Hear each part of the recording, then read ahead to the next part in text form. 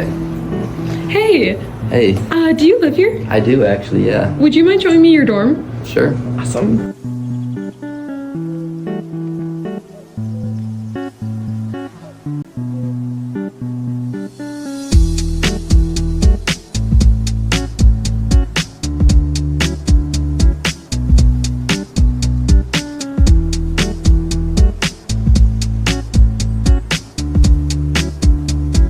So this is our places of study. This is my roommate Hezzy's, and then this is where I study.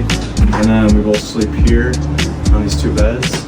And then to watch TV, we just chill on the futon. So